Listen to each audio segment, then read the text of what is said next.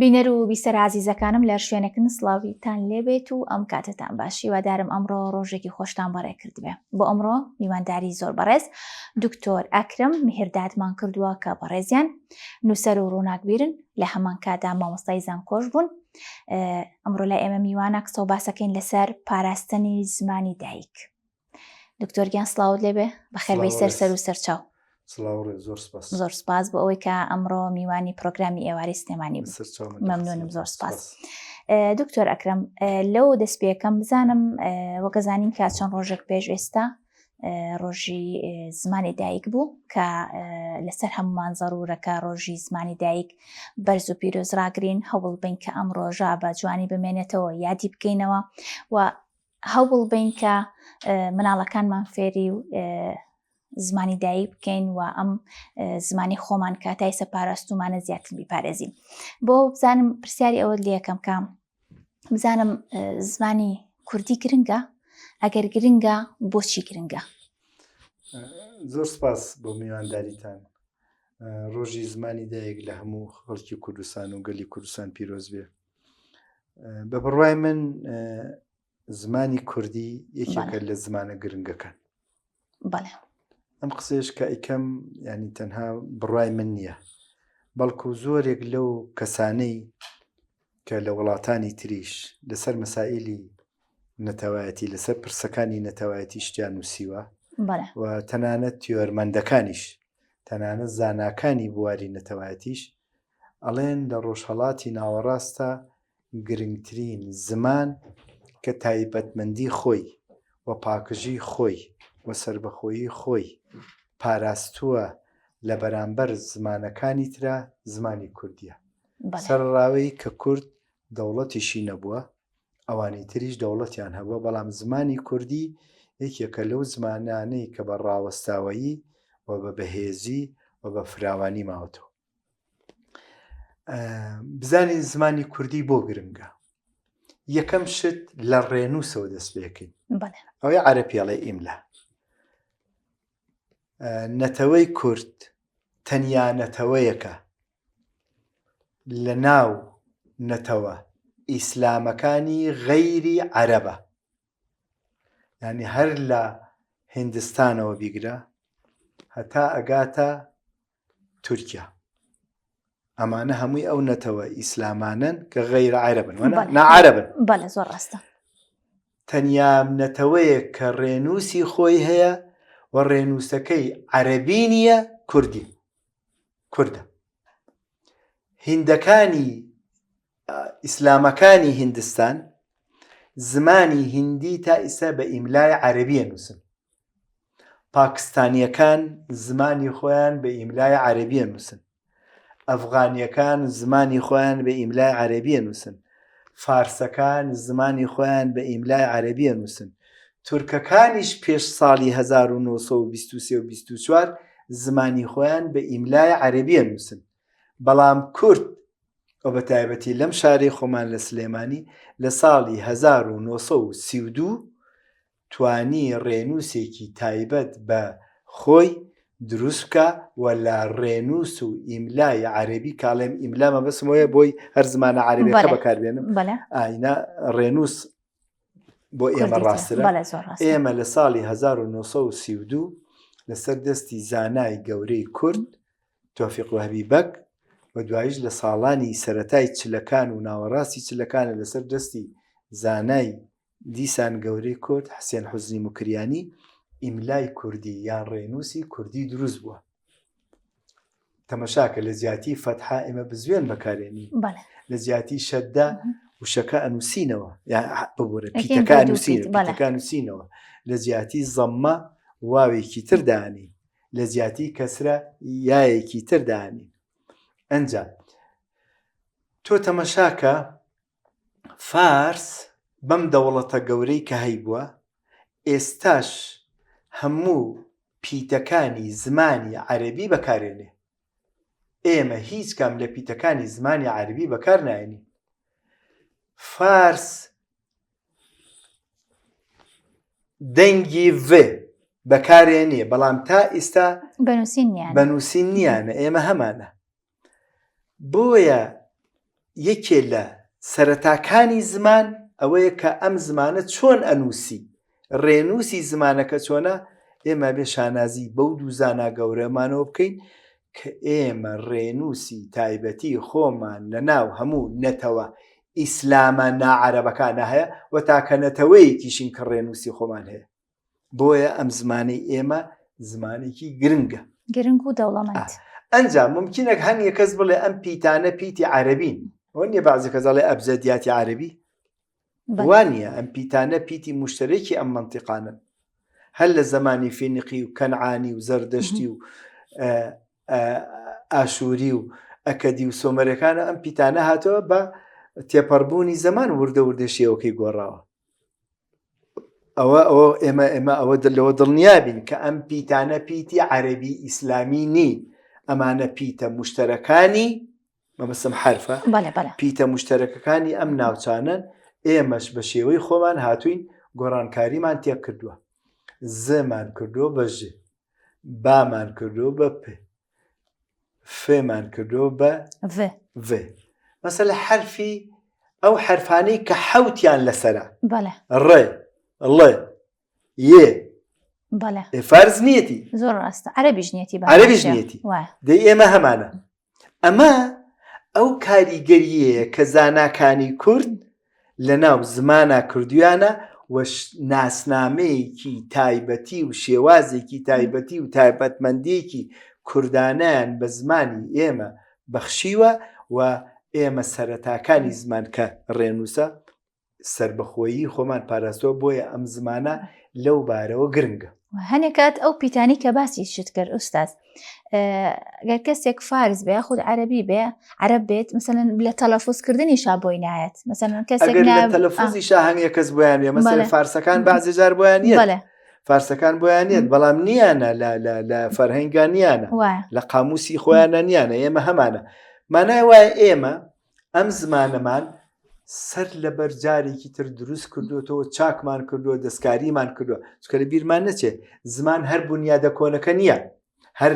زمانە نەژادیە کۆنە یا مێژوویە کۆنەکە نیە زمان قابلی دەستکاریکردنە شایانی ئەوەیە دەستکاریکەین بە پێی پێویستەکانی زەمان و بە پێی پێویستەکانی خۆمان یەکێ لەو میلەتانەی کە ڕێنووسی خۆمان هەیە کوردە خاڵێکی تر کە زۆر گرنگە بە زمانی کوردی زمانی کوردی لەباری با بڵێن وەختی کردارەکانەوە ئەو کردارانی کە لە زمانی کوردیە هەیە ئێمە و زمانی فارسی حەوت وەختی کردارمان هەیە حەوت زەمەنی فعلمان هەیە عەرەبسیانی هەیە ئینگلیسیانی هەیە بۆیە ئێمە زمانەمان زمانێکی مهمە لە جەمعە لە کۆکردنەوەیە لە شێوازی کۆکردنەوە تۆ تەماشای شێوازی کۆکردنەوەی زمان کە زۆربەی کۆکردنەوە یان زۆربەی کۆ لە زمانی عەرەبیاوەی بڵێن جەمع لە زمانی عەرەبیا پێڵێن جەمعی تەکسیر ئەم جەمعی تەکسیرش قاعیدەیەکی دیاریکراوی نییە بەڵام ئێمە هەموو کۆکردنەوەی زمانەکانمان هەموو وشە کۆکانمان بەڕێسایە ئەمما مەسەڵێن کوڕان کچان ئەمە سۆرانیەکان وەنا بادینیەکان کچێن کوڕێن ئەمە کرمانجی بادینی گۆرانەکان کوڕەیل کچەیل گۆرانەکان زمانی گۆرانەکان هەمویان بۆی ئێمە لەوەشە شێوازێکی ستانداردمان لە کۆکردنەوە هەیە ئێمە تەمەشاکە هەموو پێویستەکانمانێ خاڵێکی تر کە زۆر گرنگە تەمەشای زمانی فارسیکە تەمەشای زمانی پاکستانیکە تەمەشای زمانی هیندستانیکە تەمەشای زمانی ئەفغانیکە تەمەشای زمانی تورکی بکە زمانی کوردی لە هەمویان کەمتر کەوتۆتە ژێر تەئسیری زمانی عەرەبیەوە بڕوا بکە زۆر ڕاستە لە ئیشەکان لە هەمویان کەمتر کەوتۆتە ژێر کاریگەری زمانی عەرەبیەوە و وشەی عەرەبی بەکارێنێ خۆ زۆر ئاساییە تۆ ئەو نەتەوانەی نزیکن لە یەک هەنگێ وشەی یەک بەکاربێنن ئەمە شتێکی زۆر ئاساییەوە یعنی با بڵێن ئەو مێژووە تەئسیر و با بڵێن تەئسیر و تەئەسسور یان با بڵێن کاریگەری یەکتر لەسەر شتێکی ئاساییە لە بینی زمانەکانە بەڵام بەڕاستی هەر کەسێ ورد بێتەوە ئەزانێ زمانی کوردی کەمترین تەسیری زمانەکانی تری لەسرە. ممکن هەنگی کەس بڵێ ئەی لەگەڵ زمانی فارسیە. فارس خۆیان هاتوون زمانەکەی خۆیان وێران کردووە یان زمانەکەی خۆیان پڕ کردووە لە وشە عەرەبیەکان. بۆ لەبەری وشە کۆنەکان یا وشە ئاڤێستاییەکان یا وشە پەهلەویەکان یا وشە کەیانیەکان بەکارێنن. ئێمە تا ئێستا ئەو وشانەمان پاراستووە. ینی ئێمە لە فارس باشتر ڕەسەنایەتی زمانی خۆمان پاکژی زمانی خۆمان پاراستووە. ئەم چوار شتەی کەوتم وا دەکا ئەم زمانە گرنگە. یەکەم ئێمە ڕێنووسێکی سربەخۆمان هەیە لە ڕێنووسی هیچ کام لەم نەتەوانی دەوروبەرمان ناچێت. دووهەم وەختی کردار لە زمانی کوردیە. حەو زەمانمان هەیە، حەو وەختمان هەیە، حەو کاتمان هەیە بۆ کردار. سێهەم لە کۆکردنەوەی وشەکانە کۆکردنەوە لە زمانی کوردیە کۆکردنەوەیکی ڕێساییە، شازمان نییە، لە قاعیدە بەدەرمان نییە. چوارەم زمانی کوردی لە هەموو ئەو زمانانی دەوروبەری خۆمان هێشتا پاکشترە. بۆیە ئێمە حەقی خۆیەتی شانازی بەم زمانی خۆمانەوە بکەین، بیپارێزین، چاکتری بکەین و بتوانین لێی تێبگەین کە ئێمە زمانێکی گرنگمان هەیە. باش دکتۆر ئەکرەم، ئەمەش هۆکارێک نییە بۆ ئەوەی کە کەسێک بێوێ فێری خۆی فێری زمانی کوردی بکات، چونکە ئێمە لەم ساڵانی کۆتاییە بەهۆی ئەو کرانەوە گەورەی کە کوردستان بەڕووی جیهانە کراوەتەوە زۆرێک لە بیانیەکان هەم لە عەرەب و هەم لە تورک و لە فارس و لە بیانیەکانی ژیانە ناو هەرێمی کوردستانەوە خۆیان فێری کوردیەکەن. ئەو ڕێسا و یاسایانی کە باست کرد کە ئەمە هۆکارێکە بۆ ئەوەی زیاتر مثلەن ئەو کەسانە زووتر فێری کوردی بن، ینی ئێمە بنەمایەکمان هەیە، ڕێسایەکمان هەیە کە لەسەری ئەڕۆین بۆی فێری زمانی کوردی بن. ئەمە ئەبێتە هۆکارێک بۆ ئەوە؟ ڕاستیەکەی بێجگەلەوە، بەڵام ئێمە هەنگشتی هاوبەشمان لەگەڵ زمانە ئەوروپیەکان هەیە. هەم لە وشەکان هەم لە با بڵێن لە ڕێسای زمانەکە کە جیاوازە لە عەرەبی، چکە عەرەبی بۆ خۆیان جۆرێک زمانی ترن. مەسەلەکە بەشێک لە هاوبەشیە، ینی هاوبەشی نەژادی، هاوبەشی مێژویی یا هاوبەشی فەرهەنگی. ئەمە لە مەسائلە لە پرسەنەتەوەیەکانە باس کراوە. بەشێکی پەیوەندی بۆ هەیە، بەشەکەی تریشی پەیوەندی بۆ هەیە کە دەسەڵاتێک لە کوردستانە هەیە لە ماوەی 32 ساڵە. میلەتانی تریان دەوڵەتانی تر یا دەسەڵاتەکانی تر مامەڵەی لەگەڵەکەن، پەیوەندیان لەگەڵی هەیە کە پەیوەندیان لەگەڵ هەبوو ینی نەتیجەکەوا بێ کە هەوڵێن ئەو زمانە فێر بن. ئەنجا ئەو کۆنسوڵگەری وشتانی کە ئێستا لە کوردستان هەیە و ئەو با بڵێن جالیانە یان ئەو جەماعەتانی کە هاتوونەتە کوردستان یان ئەو قوتابخانانی کە سەر بە وڵاتانی ترن هاتوونەتە کوردستان، ئەوانە هەمووی دەوری هەیە. بڕوای من ئەوانە هەمووی خزمەتی زمانی کوردیەکە. من بۆ خۆم لەو کەسانە نیم کە ینی با بڵێن نەژاد پەرست نیم بە هیچ شێوەیە، بەڵام بە معنای ئەوە نییە من نەژادەکەی خۆم، زمانەکەی خۆم، فەرهەنگەکەی خۆم، مێژوەکەی خۆم نەپارێزم بۆ شانازی پێوە نەکەم و دەوڵەمەندتریشی نەکەم. خاڵێکی تر کە هەر بۆ جوابی ئەم پرسیارەی تۆ بە بڕوای من ینی لە ماوەی ئەم 30 و چەند ساڵەیە، ئەم 35 ساڵی دواییە کە دەسەڵاتی کوردی هەبووە، چەنددار جار زمانی کوردی پێشکەوتووە، وشەی زیای بۆ پەیدا بووە، با بڵێن بەرهەمی زیای بۆ پەیدا بوو. هەموو ئەمانە واکەن کە ئەو زمانە دەوڵەمەند بن. لەبەر ئەوە خەڵکانی تریش دایانەیە فێر بن. زۆرێک لە زاناکانی نەتەوایەتی بۆ زانیاری بەڕێزت شێوخان، من لەسەر مەسائلی نەتەوایەتی کتێبم زۆر نووسیوە لە زانکۆ و لە پەیمانگاکانەوەوانەشە تا ئیستەشی لەگەڵا بێ ئەو دەرسا ئاڵێمەوە ئەو دەرسانە ئاڵێمەوە. بڕوا بکە زۆربەی زانا گەورە ناودارە دەرەجەیەکەکان لەسەر مەسائلی نەتەوایەتی، لەسەر پرسەکانی نەتەوایەتی ئەڵێن زمانی کوردی لە ناو ڕۆژهەڵاتی ناوەڕاستە لە هەموو زمانەکانی تر پاکشتر ماوەتەوە. هەندێکیان ئەڵێن لەبەرەوەیە کاوە دواسەنگەری مانەوەیە، دواسەنگەری مانەوەیە، وای سەنگەری یەکەمیشە ها لە ڕاستیە، چکە سەنگەری یەکەمی مانەوەی نەتەوەیەک زمانە. زۆر ڕاستەوە. باشە، مەسەلە یەهودەکان لە وڵاتی خۆیان دەرکران وەنا وایە بەڵام زمانیان هەرمایەوە دینەکەیان هەرمایەوە هەر پارێزگای هەر پاراستیان ئێمە خۆشبەختانە لە هێشتا لە سەر بەشێکی زۆری خاکی خۆمان ماوین جاوازێکێکە لە پرسە گرنگەکانی پرسی نەتەواتی کورد تا ئێستا لەسەر بەشی زۆربەی خاکەکەی خۆمان ماوین سەرڕایەوەی کە دەوڵەتمان نەبووە داگیر کراوین دابش کراوین چەساوینەتەوە زۆرداریمان لێکراوە ناحەقیمان بەرامبەر کراوە بەڵام لەسەر بەشی زۆری خاکی خۆمان ماوین و لەگەڵ ئەوەشە زمانەکەی خۆشمان باشتر پاراستووە خاڵێکی تر کە ئەمێ باسی کەم بۆی بزانین دەوری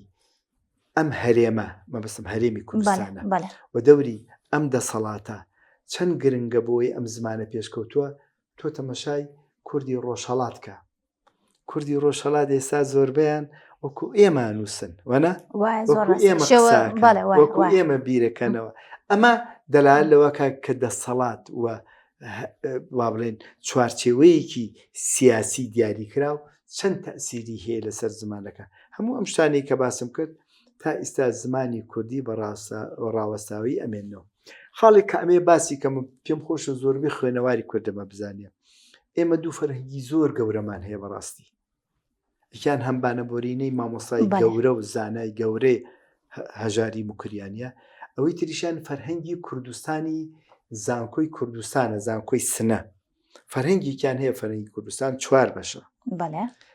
فەرهەنگی فارسی بە کوردیە کارێکیان کردووە بێوێنەیە بەڕاستی لە دوای ئیشەکەی مامۆستا هەژار هاتوون وشە فارسەکانیان بە هەموو زاراوەکانی کوردی داناوە زاتۆ بزانێت چەند مهمە هەم وشە کوردیەکانیان وشەیەکی فارسی دیاری کراوە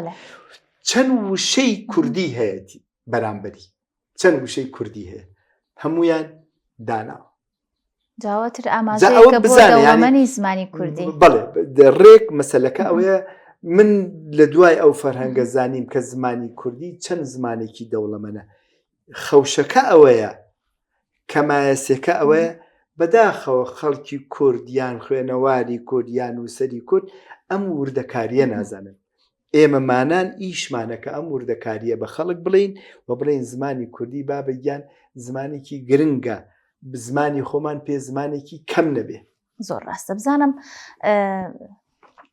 ڕۆڵی خێزان ڕۆڵی پەروەردە چیە بۆ پاراستنی زمانی دایک و زمانی کوردی لە ئێستاە ئێمە ڕۆڵمان چیە وەکو خێزان و بە ڕێزیشتان وەکو پەروەردە ڕۆڵتان چییە بۆ پاراستنی ئەم زمانە لە ڕاستیە خۆناوی خۆی بە خۆیەتی زمانی دایک وەنا خۆی باوکی شاهی هەردی دایکنی هەردووکیان بەزیتر دایمە مناڵ هەمیشە زمانی دایکەکە وەرەگرێ خۆی لە ڕاستی ئەوە با بڵێن زاراوەیەکی بڵاوە لە دنیاە بەڵام زمانی خێزانە یعنی زمانی دایک و باوکە ئاشکرایەکە ئەم زمانە زمانی خێزانە و ئیشی خێزانەکان بەڕاستی ئەوەیە کە ئەم زمانە فێری مناڵەکانیان کە بەردەوام فێری وشەی تازایان بکەن بێگومان جەناب مناڵ دێ و مناڵەکانیشە وردن ئەزانی کە چۆن وردە فێری وشەی تازایەکەن زۆر ڕاست منم زمانی کە مناڵەکانم وردبوو ینی ئەم فکرەی ئێستام نەبوو ئەم بیرەی ئێستام نەبوو ئێستا لەگەڵ نەوەکانم واکەم ینی فێری وشەی تازانەکەین و ئەوانیش پیان خۆشە فێر بن بەڕاستی وشەی تازای کوردی و فێری وشەی تازاکەن فێری ئیدیۆمی تازاکەن مەسەلە فێری هەنگێ با بڵین شتەکرێکە مەسەلا لەوانەیە مناڵ نەیزانێ مەسەر بڵێ سەری خۆم هەڵگرت وەنا مناڵەمە نازانێ وەنا بەڵام وردە فێرە من یعنی ئەوەی کە پێڵێن ئیدیۆم ئەم ڕستە باوانەی کە لە بینی میلەتێ بۆ میلەتێکی تر فەرقی هەیە لە بینی نەتەوەیەک بۆ نەتەوەیەکی تر بێگومان دەوری یەکەم یان با بڵێن قۆناغی یەکەم یان تەمەنی یەکەم بۆ فێربوونی زمان لای خێزانە لای دایک و باوکە دوای ئەوە پەروەردەیە خۆشبەختانە ینی بەڕاستیمە مەسەلەن بن ساڵی 68 چوومەتە مەکتەب 1960 چوومەتە مەکتەب بە دارەدووداریدی فێری زمان بووین تەمەشاکە ئێستا هەمومان لە یادەوەریمان ماوەتەوە من وابزانم 96 چوومەتە مەکتەب یان 95 بە هەمان شێوەی تۆ بە دارێکی دەستم پێکڕۆ تۆ تەمەشاکە ینی چ یادەوەریەکی خۆشە چه زمانێکی خۆشە چه مۆسیقایەکی خۆشە چه وشە خۆ ینی تۆ ئەو وشانت لا خۆشەویستە بێ حتا لە ئەدەبیاتە زۆر مهمە تۆ وشەکەی خۆت لا خۆشەویست بێ مەسەلە سێوت لە ئەپڵ لا خۆشەویستتر بێ غەمت لە حوزن لا خۆشەویستتر بێ مەبەستمەوەی هەنگەی لە نووسەرەکان لە جیاتی غەم مەسە لە حوزن بەکارێنێ تۆ غەمت هەیە ینی بەشێکی زۆری زانا گەورەکان بە تایبەتی ئەوانەی کە بیرمەندن وەزانان لە بینی زمان و ئەدەبیاتە لە بینی زمان و دەقا و لە بینی فەلسفەی زمان و فکری زمانیشە قسە لەسەرەوەی ئەڵێ باشترین نووسەرەکانەوەی کە لە زمانی خۆیان داهێنانەکەن و بە تایبەتی شعر و بە تایبەتی گۆرانی سەر تۆ تەمەشاکە ئەو گۆرانێ کۆنانەی کە وەختی خۆی وتراوە لە مێژووی ئێمە مەسەلە حەسەن زیرەک بزانە تۆ ئەو شانە هەمووی بەلاتەوە گرنگە و ئەزرنگێتەوە لە مێشکدا بۆیە ینی قسەکە لەسەرێ ئەم زمانەمان لا خۆشەویست بێ ئەم زمانەمان لا گرنگ بێ دایک و باوکە توانن ئەمە بکەن بامە شتێکە بۆ باسکەم کە قەت لە بیرم ناچێت لە سنفی یەک بوو ینی لە پۆلی یەکی سەرەتایی مامۆسایەکمان هەبوو مامۆسا قایر بوو لە مەکتەبی پێشکەوتن بووینە وەختە ئەو وەختە مەکتەبی پێشکەوتن لە شەقامی پیرەمێرد بوو لای پارکی دایکی ئێستا ئەو مەکتەبی پێشکەوتن بوو لێ بووین مامۆسایەکمان هەبوو بە گۆرانیەوە دەرسەکەی بۆوەتی ئەنجا ڕسم جوانانان بۆ وێنان هەڵیانەواسی ڕسمی ئەوەی کە لە کتێبەکە بە هیندی گەورەوەیان ئەمە زۆر گرنگە یعنی تۆ ئەبێ هانی مناڵبەی کە ئەم زمانەی خۆش بێ ئەم زمانەی چێژی لێوەرگێ زۆر مهمە چێژی لێوەرگێ و یادەوەریکی وا لەگەڵ ئەو زمانە دروستکە کە قەت لە بیری نەچێتەوە ئەوە دەوری پەروەردە وایە دوایش وردە هەر بەو شێوەیە کە بەردەوامە بێ ئەم زمانەی گەشەی پێبی و بەردەوام بخوێنرێەوە بەردەوام ئەم زمانە تازە بکرێتەوە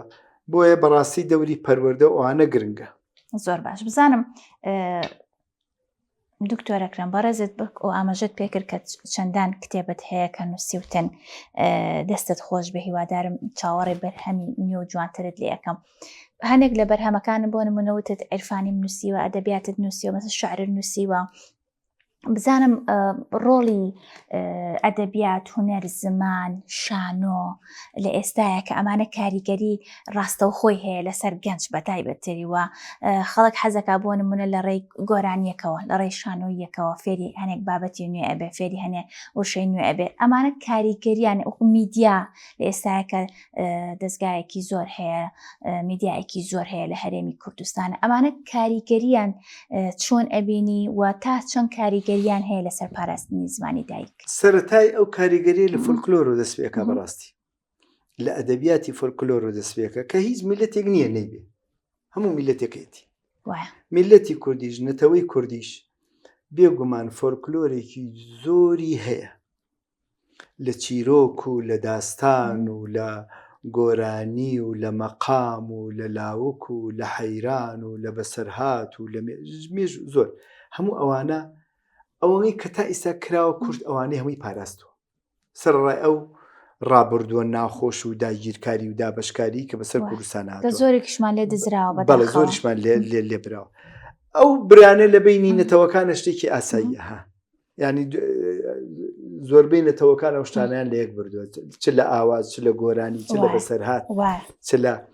مەسەلەی ئێستا تۆ تەماشای داستانەکانی عەشق هەمووی لێکەچ یعنی هەموو میلەتەکان شیرین و فەرهاد و لەیلا و مەجنون و ڕۆمیۆ و جۆلیۆت و خەج و سیام زۆری لێگەچ ئەوە ینی داستانە قارەمانیەکان داستانە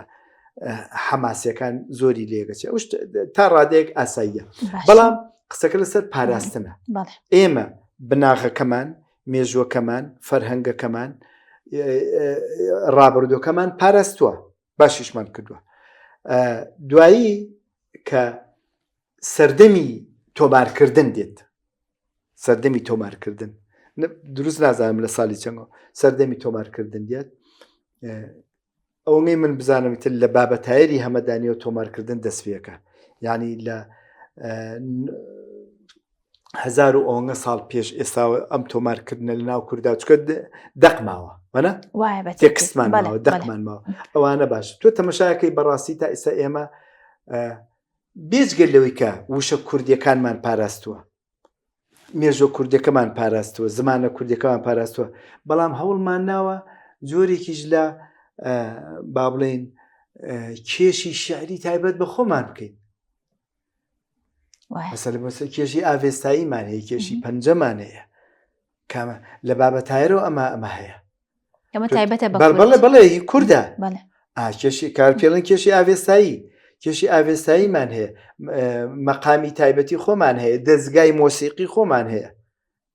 باشە هەموو ئەمانە دەرار لەوەکە کە ئێمە هەوڵمان ناوە ئەو زمانە بپارێزی بڕوا بکە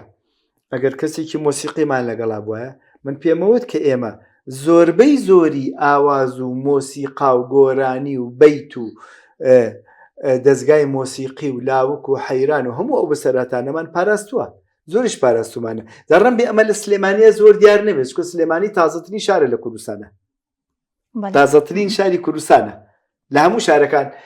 سە سلێمانی لە عەربەت تازەترە کە لە تەنیشتێتی لە وڵوبە کە لە تەنیشتێتی تازەترە باشە سلێمانی شارێکی زۆر تازێ ئەمەی زۆر تیا دیار نییە بەڵام تۆ تەمەشای شارەکانی ترکە ئەم هەموو ئاوازە ئەم هەموو دەستگا مۆسیقیە ئەم هەموو داستانە ئەم هەموو بەسەرهاتە ئەم هەموو میلۆدیە بەسم جملەی مۆسیقیە هەمووی کورد پاراستوێتی جا هەنگێک تورک بردوێتی و هەنگێ فارس بردوێتی ئێمەش هەنگێکمان لەوان هێناوە ئەوە شتێکی ئاساییە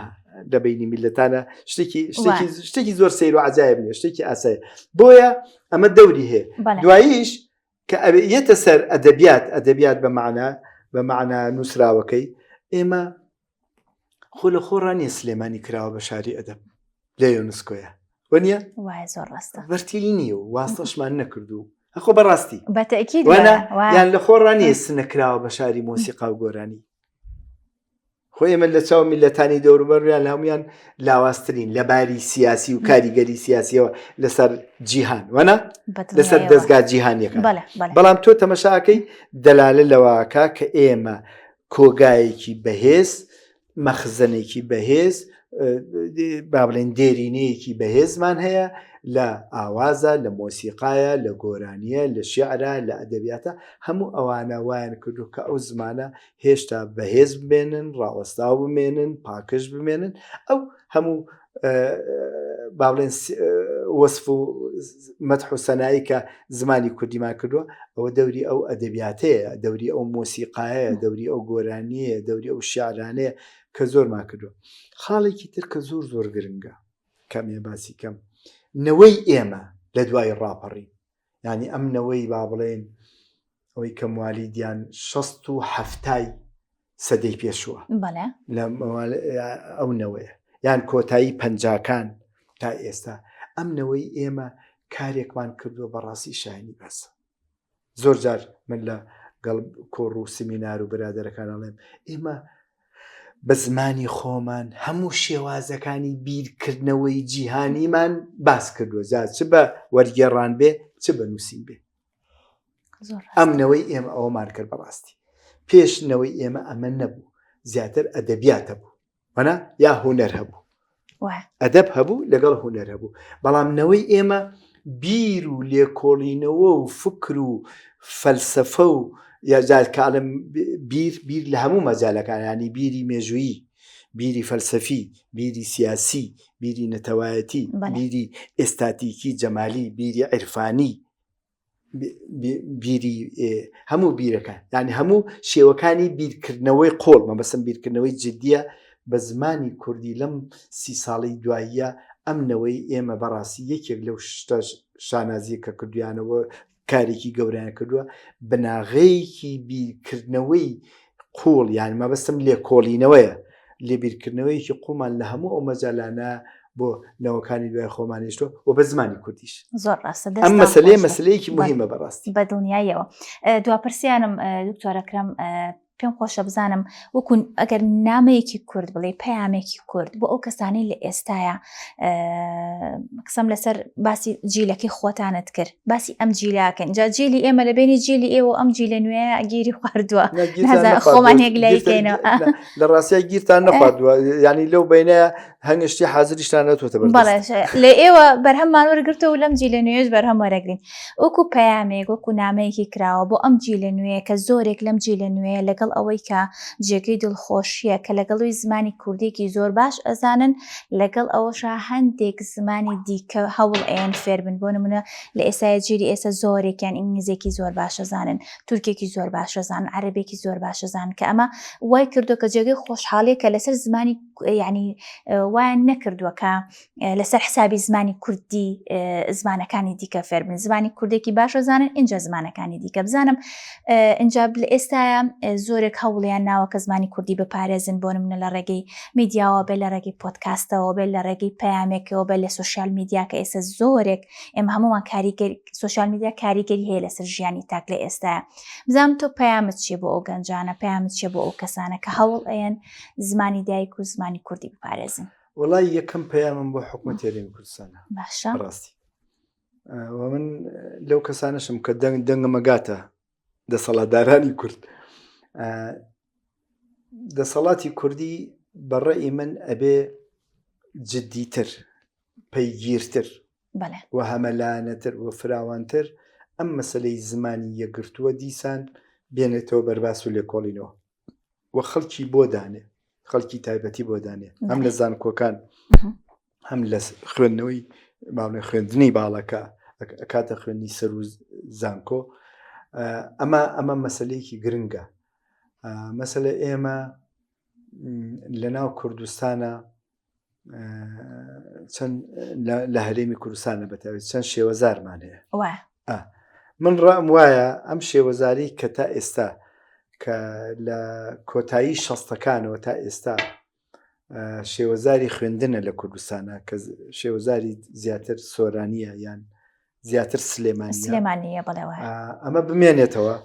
شێوەزارەکانی تریش ینی بخوێنرێ یان مەسەلە هەوڵ بین هەنگێ شت دەستکاریکەین با نمونەیەکە بۆ بێنەوە مەسەلە لە بینی مانگ ئەو مانگەی کە بە ئاسمانەوەی مەگەر یار هەر بەقەر ئەوە جوان بێ لەگەڵ مانگی وەخت ئێمە بە هەردووکیان لەین مانگ کرمان جەڵێ هەیف ئەوان هەیفیانێ وەنە هەیف بۆ وەختە مانگەکەی بە ئاسمانیشەوە مانگە وەنە ئێمە ئەتوانین ئەمانە چاکەین هەشمانە بەڵام ئەمە بخینە ناو خوێندنەوە میخێنە ناو خوێندنەوە بەوەکو بنەمە بیخێنە ناو خوێندنەوە و مناڵی کورد لە هەموو مستەوایەکانە لە هەموو ئاستەکانە بزانێ ئەمە بزانێ یانیەوە فێر بین مەسەلە ئێمە لێرە لە سلێمانیاڵێن بەفر کرمان جەڵێ بەرف ئەمە بزانین فارسی جەڵێ بەرف فارسیش بەفرەڵێ بەرف لە بینی ئاو و ئاو ئابە ئەمانە فێری مناڵمان بکەین ینی بۆ نمونە فێر بین ینی با بڵێن شارەزا بێ خەڵکەکە شارەزا بێ هەوڵ بین مناڵی ناوچەکان لە یەک تێبگەن مناڵی ناوچەکان لە یەک تێبگەن بەڵام لەکوێ لە کتێبەکانە لە پەروەردەوە ئەم مەسلەیەکی گرنگە هەرچە قورسە کارێکی ئاسان نییە کارێکی ئاسان نیە بەڕاستی کارێکی ئاسان نیە وەختی ئەوێ کاتی ئەوێ شارەزایی ئەوێ پارەیە ئەوێ دیسان چاپکردنەوە ئەوێ پرسیارێکی جەنابیشت هیچ ئایبیتیان نییە مناڵی کورد زمانێکی تر بزانێ گەنجی کورد زمانێکی تر بزانێ مثلە خەڵکی پێگەشت و زمانێکی تر بزانێ بەڵام تکایە ئەوە بزانن کە زمانی خۆمان زمانێکی گرنگە من ئەم قسەیە بۆ یەکەم لە زۆر شوێن ئەبیستم لە خوێنەوارە بیستم لە نووسەر ئەبیستم ئەڵێ زمانی کوردی زمانی نووسین نییە زمانی بیرکردنەوە نییە زمانی داهێنان نییە ڕێگوان نیە زمانی بیرکردنەوەیە زمانی نووسینە زمانی داهێنانە بە بڕوای من لەو زمانانەی کە ئێستا لە دەور و بەرمانن زمانی ئێمە لە هەموویان لەو بارانەی کەوتم دەوڵەمەندتر و سربەخۆتر و پاکشتریشە دیقت بەڵام هەم دەوڵەمەندترە هەم سەربەخۆترە هەم پاکشترە بۆیە ئێمە ئەمە بزانین سەرەتایی هەموو شتێکیش بزانین دەستپێەکە تۆ چۆن نەتوانی ئیحتیمام بەم زمانە بێ ئەگەر نەزانی زمانەکە چییە چۆن نەتوانی ئەم زمانە بپارێزی ئەگەر نەزانی تایبەتمەندیەکانی چیە من ڕەئەم وایە زمانی کوردی یەکێکە لە شانازیەکانی نەتەوەی کورد هەچەنە نەتەوەیەکی بێدەوڵەتە دابەشکراوە داگیرکراوە زۆرداری لێکراوە چەسانەوەی زۆر لێکراوە بەڵام ئێمە لە هەموو نەتەوەکانی دەور و بەرمان زیاتر تایبەتمەندەکانی زمانی خۆمان پاراستووە ئەمە فێری مناڵەکانمان بکەین فێرینەوەکانمان بکەین فێری حکومەتەکەشمان بکەین بەڕاستی فێری هەموو کەسی بکەین فێری هەنگی لەو نووسەرانش بکەین کە پیان وایە زمانی کوردی بە کەڵکی نووسین یا بە کەڵکی داهێنان یا بە کەڵکی بیرکردنەوە نەخێر بە کەڵکی هەموو ئەمانە دێت ئەیبەکە ئەوەیە کە ئەوان نایزانە زۆر ڕاستە دکتۆر ئەکرەم من ئەمڕۆ زۆر خۆشحاڵ بووم زۆر سپاس بۆ ئامادەبوونت دەستان خۆش بێ زۆر خۆشحاڵ بووین سپاس بۆ ئامادەبوونت دووبارە ئەمڕۆ میوانداری زۆر بەڕێز دکتۆر ئەکرەم میهردادمان کردبوو کە بەڕێزیان نووسەر و ڕۆناکبیرن لە هەمان کاتە مامۆستای زانکۆ بوون ئەمڕۆ لای ئێمە میوان بوون قسە باسێکی زۆرمان کرد لەسەر پاراستنی زمانی دایک تا پرۆگرامێکی تر هەر شاد بن خواتان لەگەڵ بێت.